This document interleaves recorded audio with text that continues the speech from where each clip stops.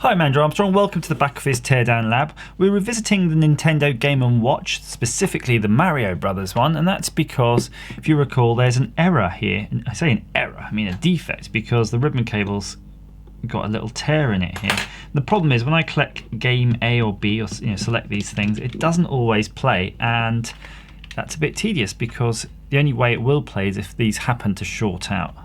So I set about trying to dismantle this, and you can see this corner here is ever so slightly prized up, and that's because I tried to get into it that way. That's not the way.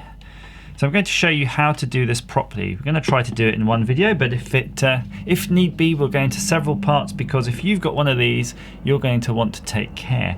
So I've got here a scalpel blade, and what I did notice here after my investigation of this corner is that there isn't actually screw holes in it like the back.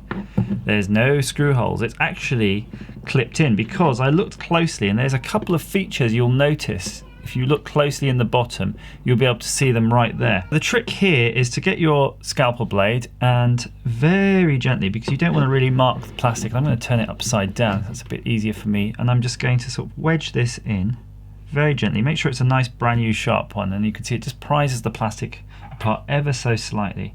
And you want to prise it apart enough for you to get something quite sturdy. I'm going to use one of these screwdrivers. Again, I don't want to jam this in because it will mark the plastic. And I can get that in just like that. And what I'm going to do is just move the scalpel blade on a bit more to the next feature, and I'm just going to ever so slightly bend it. Okay, I need to just turn it round so I can see what I'm doing.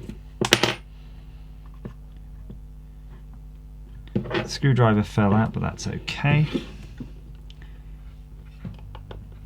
It's actually quite tricky doing this on camera.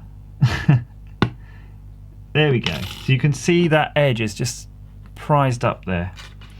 Just got to get the same done on the other side.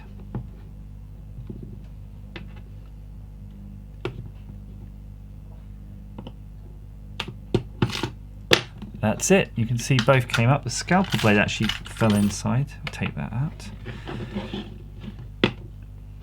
So that's half of the unit exposed. So you'll get to see the ribbon cable, everything on that side. Now for the other side, you've got your 4 screws, and if I recall from my last experience, these are quite tight. They're nice and loose now though.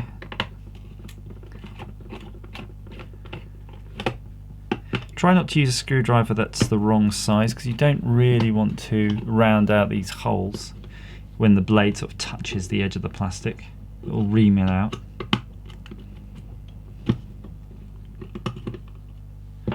Probably ought to have taken the batteries out at the same time. 4 screws, put those in a little pile, stick them in a magnet if you've got one.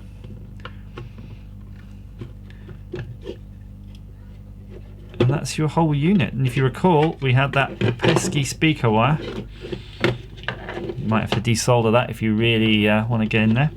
So what I intend to do, this is I'll consider this the first part of how to get in, because I'm going to stop this now and make another video on the next stage, and that's to try to repair this, because we know this ribbon cable is actually damaged, and the ribbon cable actually forms part of the screen assembly for the right hand side screen. So we're going to have to do something, because we know we can't get hold of another one of these screens unless we buy a spares unit, so I'm going to have to wire between the two. So I'm going to take my time on this, open it up.